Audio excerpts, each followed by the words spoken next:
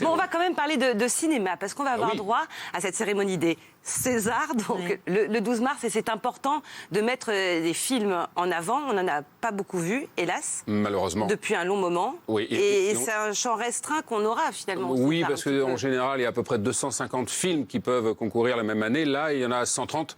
Il en manque 120 parce que confinement, parce que les salles ont été fermées, parce qu'au moment où on se parle, les salles restent fermées. Donc voilà. Mais ça n'enlève rien à la qualité, attention, hein, des films qui sont évidemment nommés cette année. Est-ce que c'est pas mieux ? Excusez-moi, je mets les pieds dans le plat. Non, je sais C'est pas. pas mieux d'avoir de la qualité plutôt que les De la 250 quantité, avec mais en même temps, un bon tiers de nanars. Oui, mais il y avait vraiment des films de qualité parce que je les ai vus. Moi, ils sont pas sortis, les sorties ont été repoussées.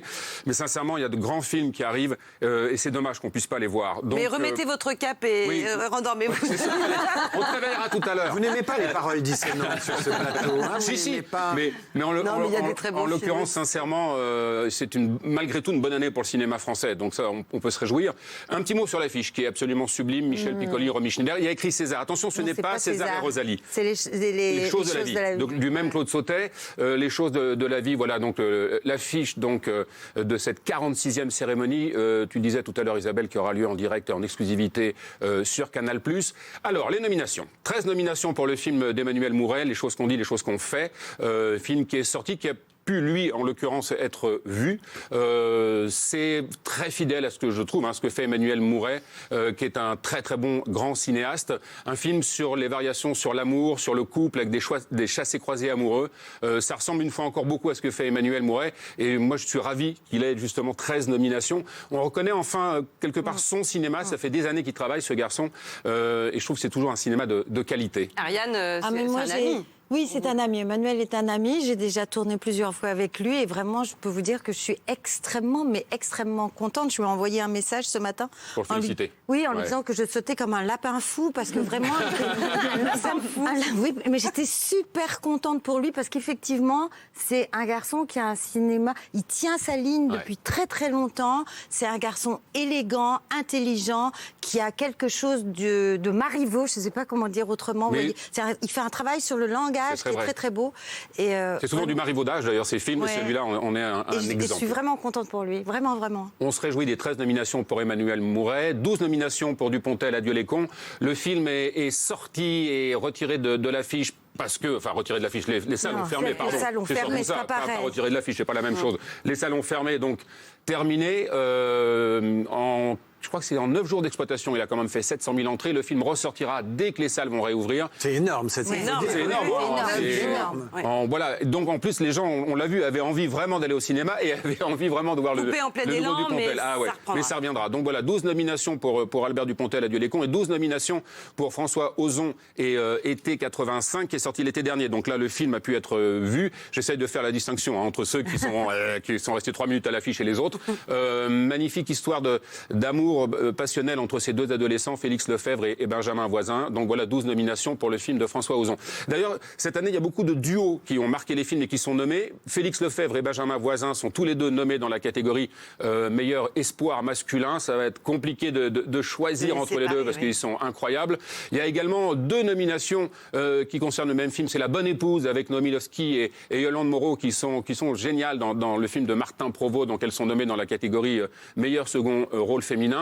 Et 2 nominations pour le même film, de Filippo Meneghetti, voilà exactement, avec 2 immenses comédiennes.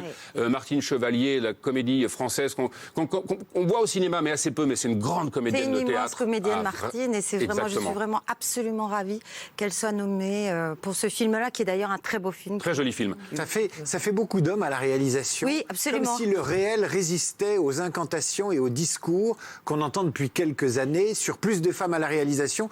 Et on voit quand même... Il y a Maïwenn qui a été nommée. Bon, il y a Maïwenn qui est nommée... des trucs pénibles. Mais non, allez-y, vous avez envie d'apparaître pénible, mais vous dites des choses justes. Non, ce qu'il faut voir, c'est qu'effectivement, il va falloir... On est encore avec la queue de la comète, le cinéma fait par les hommes. Si vous regardez les nominations pour les courts-métrages, il y a plus de filles, il y a des choses comme ça. Mais il y a encore beaucoup de boulot à faire. On n'y est pas encore arrivé, Il faut au contraire continuer à se battre. Mais là, si vous regardez, effectivement, c'est encore l'image du cinéma un peu avant l'année dernière, un peu avant tout ce qui s'est passé l'année dernière. Et je pense qu'effectivement, petit à petit, on va voir arriver des choses. On est au début d'une nouvelle ère, croyez-nous. Non, mais il y a des films aussi réalisés par des femmes, bien sûr, qui n'ont pas pu sortir. Voilà, il y a le prochain Anne Fontaine qui est déjà prêt, qui va bientôt arriver. Il y a le film de Marie-Christine Menchon-Cher que vous connaissez bien. Marie Gasti, oui. Voilà, exactement. Enfin bon, bref, on va pas. Mais Je suis prêt à attendre. non, mais il faudra presque faire une émission autour de ça. Un petit mot sur le documentaire aussi adolescente, qui est formidable, qui a 6 nominations de Sébastien Lifshitz, qui pendant 5 ans, de 13 à 18 ans, a suivi le parcours de ces 2 adolescentes à Brive. 3 jours par mois, il a pris sa caméra, ils étaient équipe réduite et ils ont été filmer ces ados dans leur vie au lycée, avec leur famille. Et c'est un immense documentariste, c'est un immense réalisateur. Et je suis très fière parce que c'est la maison de production de Robert Guédiguian, entre autres, qui a produit ce film. Et la productrice est Muriel Ménard. Mais vous connaissez tout le monde. Je suis vieille. Je suis bien Robert Guédiguian, accessoirement, puisqu'elle vit avec Robert Guédiguian depuis 40 ans. Sur chaque film, elle a quelque chose à dire. Mais qu'est-ce que vous voulez que je vous... Ça fait longtemps que je suis là. Ariane connaît bien le métier. On peut pas en dire autant. Il y a des gens, ils sont incapables de parler des films des autres. Ariane connaît très bien le métier. Et elle aime le cinéma. Encore un tout petit mot sur mes coups de cœur, je ne sais pas, parce que c'est toujours difficile, évidemment, de faire la part des choses. Pronostic. Oui, moi, voilà, je pense que c'est l'année de Laure Calamy, qui est géniale dans Antoinette dans les Cévennes, qui est géniale dans la série 10%, qui a une scène dans le film de Nicolas Maury, Garçon chiffon, elle est extraordinaire. Voilà, si je dois sortir éventuellement un visage pour le César de la meilleure comédienne, je le donnerai personnellement à Laure Calamy. Et puis chez les hommes, Samy Bouajila, parce qu'il fait un boulot. Voilà. Excusez-moi, j'ai travaillé avec Samy Bouajila, c'est un ami, c'est un acteur absolument génial. Et il est extraordinaire dans ce film, un fils. Je pense, évidemment, ils sont plusieurs à le mériter, mais on a tenu vos pronostics, on se donnera rendez-vous la semaine suivante. Avec plaisir, on va en parler avec Ariane, parce que je pense que sur le cinéma, on va pouvoir faire quelque chose. Ce sera au lendemain de ce vendredi 12 mars, donc cérémonie en clair en direct en exclusivité sur Canal+, 46e cérémonie présentée par Marina Foïs et président Roch Dizem. Roch Dizem en plus. Alors là, c'est la grande classe.